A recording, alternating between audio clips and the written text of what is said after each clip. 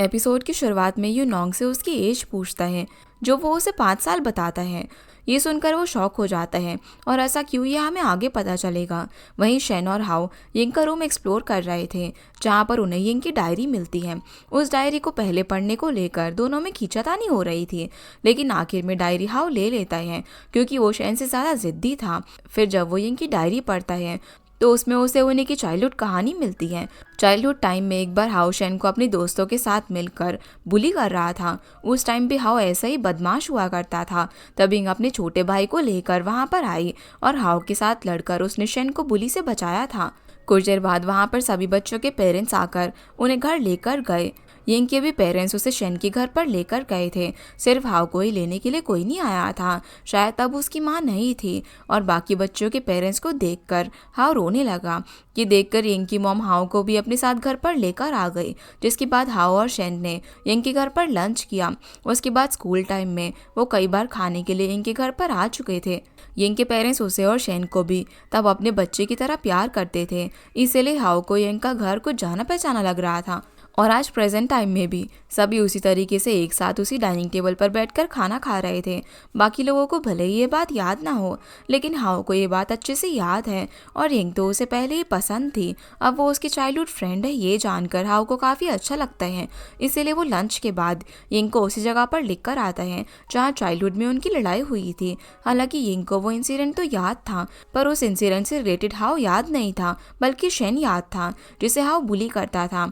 ये देखकर हाओ गुस्से में वहां से चला जाता है। उसके जाने के बाद यिंग उस बच्चे के बारे में सोच रही थी जो कि बहुत ही कमज़ोर था।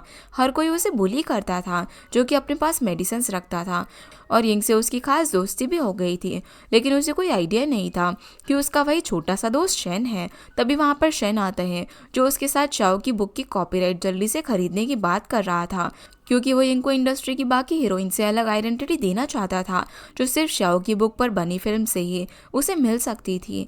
पर यिंग का ध्यान शेन की इन बातों पर नहीं था, बल्कि वो जानना चाहती थी कि क्या वो सच में अब शेन से प्यार करने लगी है। इसी बात को टेस्ट करने के लिए वो अचानक से शेन को किस कर लेती है, जिस वजह से शेन की हार्ट बीट काफ़ी फास्ट हो गई थी और वो वापस से यिंग के घर चला जाता है। उसे वहाँ पर हाओ मिलता है, जिसकी नज़र शेन की लिप्स पर पड़ती है, जहाँ पर यिंग की लिपस्टिक लगी हुई थी।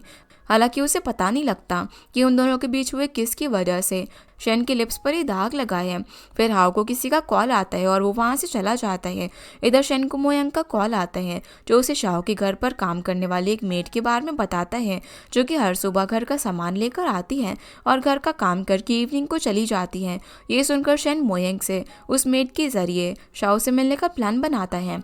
वहीं शेन को किस करके यिंग को अब शेन के लिए अपनी फीलिंग्स पता चल चुकी थी। वो उससे प्यार तो करती थी, लेकिन अचानक उसे इस तरीके से किस करके एम्बैरस भी थी। इसीलिए वो यू को कॉल करके इस बारे में एडवाइस मांगती है। हालांकि वो पूरा मामला उसे नहीं बताती। तभी वो उसे अपनी गलती एक्सेप्ट करके उसे सुधारने को बोलता है। तभी वहाँ पर यिंग के पेरेंट्स आते हैं। वो उसे जानना चाहते थे कि उसे हाओ पसंद है या फिर शेन, लेकिन यिंग इस सवाल का कोई भी जवाब नहीं देती। वो जिससे प्यार करती है उसकी फीलिंग्स को लेकर तो उसे कोई आइडिया नहीं है। फिर भी उसे शेन की फीलिंग्स तो जाननी थी, इसीलिए वो अगले दिन शेन के पास जाती है। अब पहले तो शेन उसे इग्नोर कर रहा था, असल में वो कल उनके बीच हुए किस को लेकर एम्बैरस था।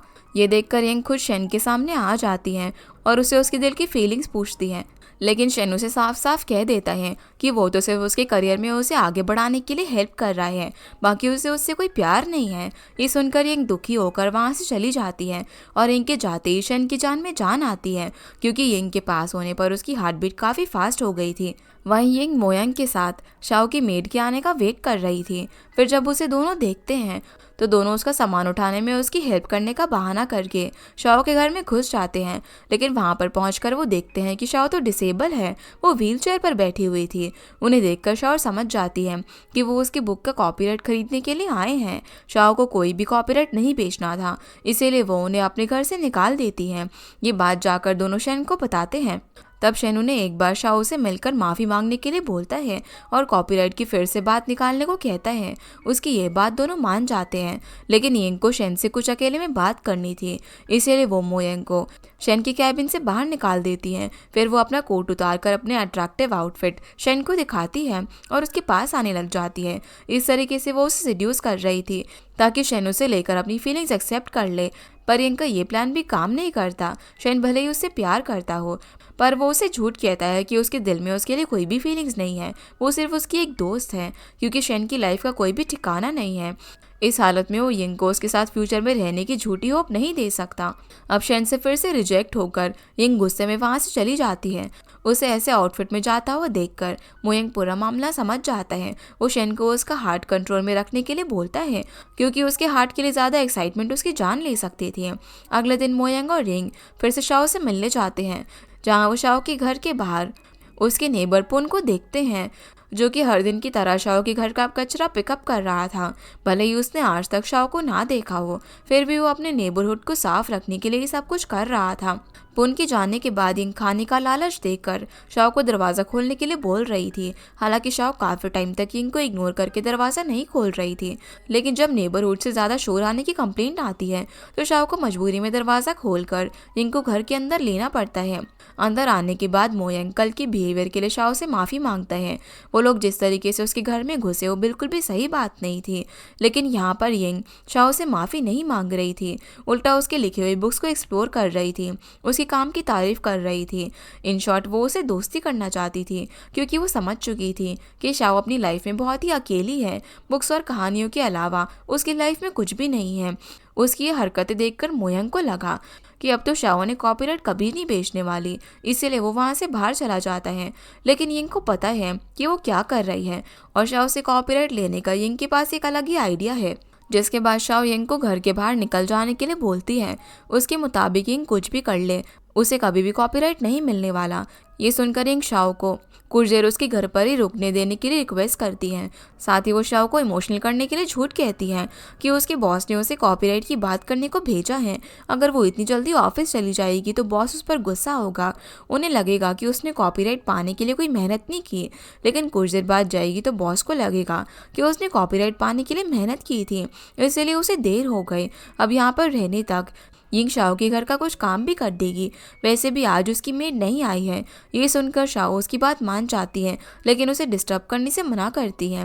तभी यिंग शाओ के घर का काम करने तो लगती है, पर वो बार बार हर चीज़ के लिए शाओ को बुला रही थी। इस तरीके से वो उसे जताना चाहती थी कि वो उसके लिए कोई डिसेबल नहीं है, बल्कि एक नॉर्मल पर्सन है जो कि अपना काम खुद कर सकती है। इस दौरान जब यिंग को एक बॉक्स में शाओ के माउंटेन क्लाइंबिंग की कुछ फोटोज मिलती हैं तो वो उसकी तारीफ करने लग जाती है। हालांकि वो जानती है कि डिसेबल होने के बाद शाओ कभी माउंटेन क्लाइंबिंग नहीं कर पाई, लेकिन उसके अंदर जो हिम्मत है, जो टैलेंट है, वो हमेशा उसके साथ ही रहेगा। अपनी स्टोरी का एक कैरेक्टर इमेजिन करके एक नॉर्मल ह्यूमन जो कर सकता है वो सब कुछ एक्सपीरियंस कर सकती है। शाओ अगर एक नॉर्मल ह्यूमन की तरह जीना सोच ले तो उसे कोई भी नहीं रोक सकता। इनकी ये बातें सुनकर वो काफ़ी इमोशनल हो जाती हैं और देखते ही देखते दोनों के बीच एक दोस्ती का रिश्ता बन जाता है। फिर जब वो शाओ के घर से निकलती है तो मोयंग उसे शेन के पास ले जाता है। आज जो यिंग और शाओ के साथ फ्रीली बिहेव कर रही थी उस बारे में वो शेन को सब कुछ बता देता है। हालांकि यिंग के मुताबिक उसका यही फ्रेंडली नेचर एंड में जाकर काम कर गया। वो अब शाओ की दोस्त है, और अगर उसे ऐसा लगा कि वो उसकी स्टोरी के कैरेक्टर के साथ मैच होती है तो वो कॉपीराइट सेल करने को भी रेडी है। ये सुनकर शेन और मियोंग काफ़ी ज़्यादा खुश होते हैं। तभी यिंग कॉपीराइट मिलने के बाद शेन को उसके साथ डेट पर चलने की रिक्वेस्ट करती हैं, जो सुनकर शेन एक पल के लिए शॉक हो जाता है। हालांकि वो इस टाइम डेट के लिए यिंग को प्रॉमिस नहीं करता और उसे काम पर ध्यान देने को बोलता है। इस दौरान काम के बीच मौका मिलते ही यिंग शेन के करीब आने की कोशिश करती है और उसकी हार्ट बीट सुनती है। शेन की हार्ट बीट तो काफ़ी फास्ट थी, जिससे उसे लगता है कि वो भी उससे प्यार करता है। शेन को भी उसके इतना करीब आना अच्छा तो लग रहा था, लेकिन अपने हार्ट को ठीक रखने के लिए वो यिंग से खुद को दूर कर लेता है और बाथरूम में चला जाता है। फिर जब वो घर चली जाती है तब जाकर वो बाथरूम से बाहर निकलता है। तब उसे यिंग का छोड़ा हुआ नोटबुक मिलता है, जिसमें उसने कॉमिक बुक की तरह उनकी कार्टून स्टोरी बना रखी थी। ये देखकर शेन को काफ़ी अच्छा लगता है, पर वो ये भी जानता है कि स्टोरी की तरह उसकी और यिंग की स्टोरी कभी जुड़ नहीं सकती, क्योंकि उसकी लाइफ की स्टोरी किस्मत ने आधी लिखी है। अगले दिन हम हाउ के फादर बॉन्ग को देखते हैं, जो एक पर्सन से शाओ की बुक के कॉपीराइट के बारे में बात कर रहे थे। हालांकि वो इस टाइम पब्लिशिंग इंडस्ट्री से जुड़ना नहीं चाहते थे, लेकिन तभी वहाँ पर हाउ आता है। असल में उस पर्सन की पब्लिशिंग कंपनी ही हाउ की बुक्स को पब्लिश किया करती थी, और अगर हाउ उनके साथ डील कर ले तो पब्लिशिंग हाउस के अंडर हाउस की किसी भी बुक की कॉपीराइट खरीद सकता है। इस काम को अंजाम देने के लिए हाउस पर्सन के पब्लिशिंग हाउस में इन्वेस्ट करके उसका पार्टनर भी बन जाता है। हालांकि बॉन्ग इस बात से खुश नहीं थे। आखिर हाउ ने उसे बिना पूछे इतना बड़ा डिसीजन कैसे ले लिया, और उन्होंने तो उसे शाओ की इस कॉपीराइट के मामले से दूर रहने को बोला था। पर हाउ के मुताबिक उसने ये डिसीजन बिना पूछे ठीक उसी तरीके से लिया है जिस तरीके से उसे बिना कुछ बताए उन्होंने उसकी माँ को अबैंडन कर दिया था। अब हाउ के इस बात पर बॉन्ग उसे कुछ भी नहीं बोल पाते, लेकिन हमें इतना तो पता चल चुका था कि हाउ की फैमिली में बहुत बड़ी प्रॉब्लम चल रही है। वही यिंग आज भी शाओ के घर पर काम कर रही थी। इस दौरान बातों ही बातों में यिंग उससे शेन को लाइक करने की बात शेयर करती है, और यिंग को भी पता चलता है कि शाओ नेबरहुड की उसी लड़के पुन को लाइक करती है, जो कि उसके घर का कचरा उठाकर जाता है।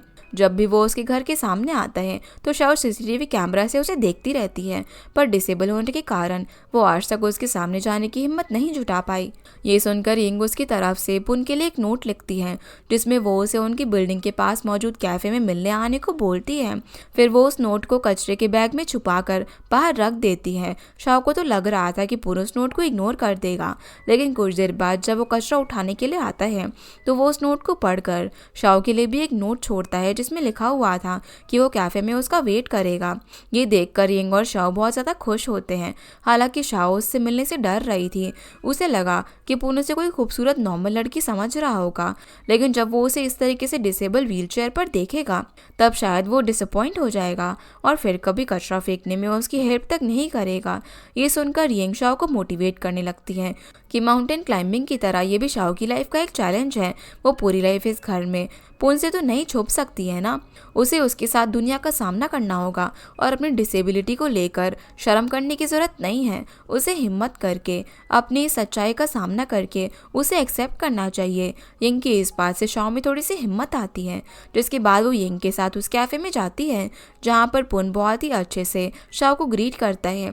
वो उसकी डिसेबिलिटी का मजाक नहीं बनाता, उल्टा उसके साथ नॉर्मल पर्सन की तरह बिहेव करता है, उसे हंसी मजाक करता है और उसके साथ काफ़ी अच्छा टाइम स्पेंड करता है। उन्हें खुश देखकर यिंग को काफ़ी अच्छा लगता है। दूसरी तरफ यू नी की बिल्डिंग के बाहर पार्किंग लॉट में उसका वेट कर रहा था। वो समझ चुका था कि वही निंग का फादर है, क्योंकि नी के साथ उसके ब्रेकअप को भी 5 साल हो चुके थे, और जब भी वो नी से नोंग के फादर की बात पूछता तो वो उसे इग्नोर कर देती।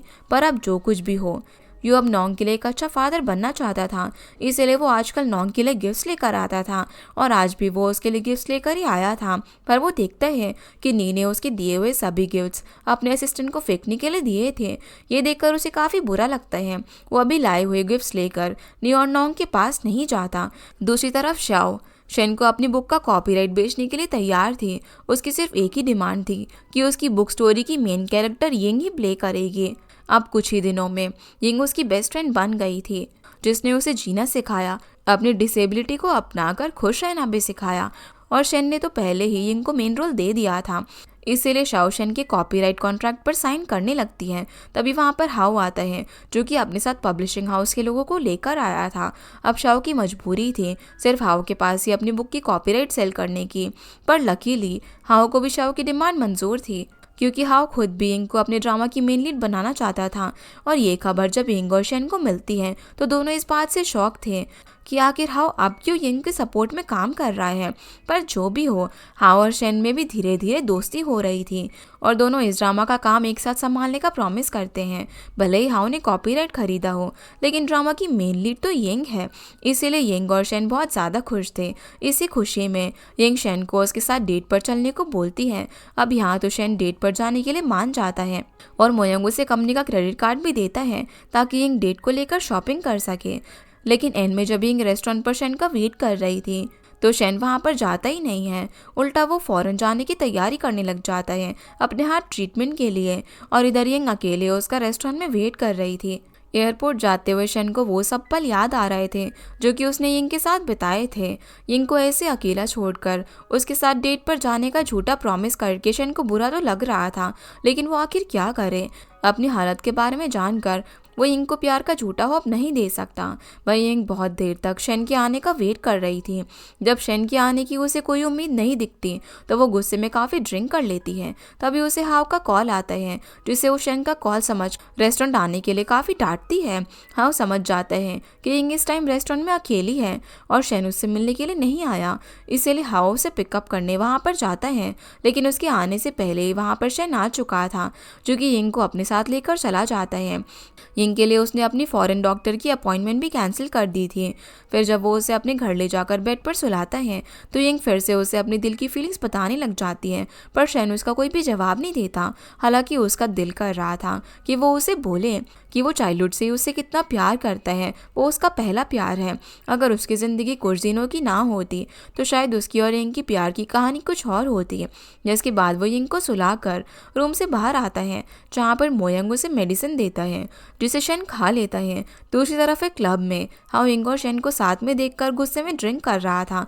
जब उसे पता चलता है कि यिंग उसकी चाइल्डहुड फ्रेंड है, तब से हाउ भी यिंग से प्यार करने लगा। इसीलिए उसने नए ड्रामा के अंदर उसे मेन लीड के लिए कास्ट किया था। पर आज यिंग और शन को एक साथ देखकर उसे ज़रा भी अच्छा नहीं लगा। तभी वहाँ पर शिंग आती है उसी ड्रामा को लेकर बात करने। उसे लगा कि वो उस ड्रामा की मेन लीड होगी, क्योंकि शन श्याओ की बुक का कॉपीराइट खरीद रहा है। ये खबर तो उसी ने हाउ को दी थी ताकि यिंग उस ड्रामा की मेन लीड ना बन सके। लेकिन शिंग ने यिंग का करियर बर्बाद करने के लिए अब तक जो प्लानिंग की थी वो सभी उल्टा उस पर आ जाती है। हाउ उसे क्लियरली उस ड्रामा में यिंग को कास्ट करने की बात बोल देता है, जो सुनकर शिंग गुस्से में वहाँ से चली जाती है। पर अब वो यिंग को बर्बाद करने के लिए और भी खतरनाक खेल खेलने वाली थी। अगले दिन जब यिंग की नींद खुलती है तो उसे सोफा पर शन और उसके कपड़े दिखते हैं। उसने शन के कपड़े पहने हुए थे और उसे साथ साथ कल के थोड़े बहुत विजन्स भी याद आते हैं, जहाँ पर शन और वो एक दूसरे को किस कर रहे थे। इन सब बातों से यिंग को लगा कि वो शन के साथ कल रात इंटीमेट हुई थी। लेकिन जब वो इस बारे में उसे हिंट देती है तब शन उसे समझाता है कि कल रात नशे की हालत में यिंग ने उसके ऊपर और अपने ऊपर भी वॉमिटिंग कर दी थी। जिसके बाद उसने अपने कपड़े खोलकर सोफे पर रख दिए और यिंग के कपड़े उसकी मेड ने चेंज कर दिए। अब बात रही उनके बीच किस की, तो कल रात यिंग सपना देख रही थी, क्योंकि रियलिटी में तो ऐसा कुछ भी नहीं हुआ था। ये सब जानकर यिंग काफ़ी एम्बैरेस होती है। उसे लगा कि शन ने फाइनली उसे एक्सेप्ट कर लिया होगा। जिसके बाद वो शन के ऑफिस जाती है और यू से मिलती है। यू उसे फिल्म फेस्टिवल की बात कहता है, जहाँ पर यिंग की लास्ट फिल्म का प्रमोशन होने वाला था। वहाँ पर मीडिया भी आएगी, इसीलिए यिंग को वहाँ पर हाई स्टैंडर्ड एक्ट्रेस दिखना होगा। उनकी ये सारी बातें बाहर से वो सुन रहा था ताकि वो सोशल मीडिया पर इंडस्ट्री की बातों को गॉसिप कर सके। अब यिंग फिल्म प्रीमियर के बाद शन को कहती है और उसके साथ शॉपिंग पर चलने की रिक्वेस्ट करती है। शन उसके साथ चलने के लिए हाँ तो बोल देता है, लेकिन वो अपनी जगह पर वो को भेज देता है। उसे देखकर यिंग का मुंह ही उतर जाता है। उसने सोचा था कि शन जब उसे शॉपिंग करने के लिए पिकअप करने आएगा तब वो कार में मेकअप करने के बहाने शन को सीड्यूस करेगी। वहीं शन यिंग के साथ शॉपिंग पर गया तो नहीं था, लेकिन यिंग जिस शॉप पर आने वाली थी उस शॉप पर वो उससे पहले पहुंचकर कुछ एक्सपेंसिव ड्रेसेस सिलेक्ट करता है और सेल्स गर्ल को सिर्फ वही ड्रेसेस यिंग को दिखाने के लिए बोलता है। उन ड्रेसेस के बिल भी वो पे करने वाला था। अब जैसे वो निकलने वाला था तभी यिंग को वहाँ पर आता हुआ देखकर वो चेंजिंग रूम में छुप जाता है, पर यिंग उसे छुपता हुआ देखकर ढूंढ लेती है। अब जब शन वहाँ पर आ ही गया था तो यिंग उसे ड्रेसेस ट्राई करने तक वहीं पर रुकने को बोलती है। ड्रेसेस ट्राई करने के बजाय वो किसी न किसी तरीके से उसे अपने करीब बुला रही थी, पर शन यिंग की चाल समझ चुका था। इसीलिए जब भी यिंग को हेल्प की ज़रूरत पड़ती तो वो वहाँ की सेल्स गर्ल से यिंग की हेल्प करने के लिए बोलता। अब ये प्लान फेल हो जाने के बाद यिंग शन के करीब आने का दूसरा तरीका अपनाती है, लेकिन उसके सभी तरीके फेल हो रहे थे। यहाँ तक कि मोयंग भी बीच में आ जाता है, या फिर शन कभी खुद बहाना बनाकर उससे दूर भागता है। इस वजह से यिंग को काफ़ी गुस्सा आ रहा था। इधर यू नोंग के साथ टाइम स्पेंड करने के लिए उसके घर तक पहुंच तो जाता है, पर तभी उसे उसकी नानी की आवाज़ सुनाई देती है, जो कि नोंग को उसके क्लासेस के लिए रेडी होने को बोल रही थी। ये सुनकर यू समझ जाता है कि आज तो नोंग काफ़ी बिजी होगा, इसीलिए वो वहाँ से शन के ऑफिस चला जाता है, जहाँ पर लॉबी में उसकी मुलाकात यिंग से होती है। इस दौरान भी उन दोनों की सारी बात छुपकर वो सुन रहा था। यहाँ पर शन के इग्नोरेंट बिहेवियर से यिंग तो काफ़ी ज़्यादा गुस्सा थी और अब वो डिसाइड कर लेती है कि शन जितना भी उससे दूर भागेगा उतना ही वो उसके पास जाएगी। इसीलिए जब शन एक रियलिटी शो के डायरेक्टर के साथ यिंग को कास्ट करने की बात कर रहा था, तभी वहाँ पर यिंग पहुँच जाती है और शन के करीब बैठ जाती है। और जब भी शन को किसी भी चीज़ की ज़रूरत पड़ती या फिर उसके ऑफिस की कोई भी मशीन ख़राब हो जाती तो वहाँ पर मोयंग के पहुँचने से पहले ही यिंग पहुँच जाती है और शन की सभी प्रॉब्लम सॉल्व कर देते। इस दौरान यिंग शन के करीब आने की कोशिश करती है। अब ये सब कुछ शन के लिए भी काफ़ी फ्रस्ट्रेटिंग हो रहा था, इसीलिए वो यिंग को दूर धकेल कर उसे दूर रहने की वार्निंग देता है। शन का ये गुस्सा देख एक पल के लिए यिंग डर गई थी, लेकिन इन सब से उसके लिए यिंग का प्यार कम नहीं होता। वहीं घर जाते टाइम यू को सड़क पर नोंग दिखता है, जो एक क्लास खत्म होने के बाद अपनी नानी का वेट कर रहा था। उसे भूख भी लगी थी, इसीलिए यू नोंग को खाना खिलाने के लिए लेकर जाता है, साथ ही उसे गेम्स खेलने के लिए भी ले जाता है। पूरे दिन वो उसके साथ काफ़ी अच्छा टाइम स्पेंड करता है, बिल्कुल एक बाप बेटे की तरह। यहाँ तक कि नोंग अब उसे पापा भी बोल रहा था, जो सुनकर उसे काफ़ी अच्छा लगता है। दूसरी तरफ नी यिंग के साथ फिल्म प्रीमियर में बिजी थी। ये यिंग की पहली बिग बजट फिल्म थी, इसलिए वो नर्वस हो रही थी, लेकिन नी एक बड़ी बहन और दोस्त की तरह उसे हर कदम पर सपोर्ट कर रही थी। अगर मीडिया यिंग से कोई गलत सवाल पूछे तो नी यिंग को प्रोटेक्ट करने के लिए उसमें भी खड़ी हो जाती है। कुछ ही देर बाद वहाँ पर शन भी आ जाता है, क्योंकि वो फिल्म का इन्वेस्टर था। इस दौरान जब मीडिया यिंग से उसका रिलेशनशिप स्टेटस पूछती है तो वो बिना डरे मीडिया को बोल देती है कि वो किसी से प्यार करती है। अब वो उसके जवाब का वेट कर रही है। यही सवाल जब मीडिया शन को पूछती है तो वो क्लियरली उन्हें बता देता है कि वो तो किसी से भी प्यार नहीं करता, उसके पास सिर्फ उसके काम के लिए टाइम है। ये सब बातें मीडिया को बोलने के बहाने इनडायरेक्टली यिंग से कह रहा था और यिंग भी उसकी बातें समझ जाती है। इस बात से यिंग को काफ़ी हर्ट भी होता है।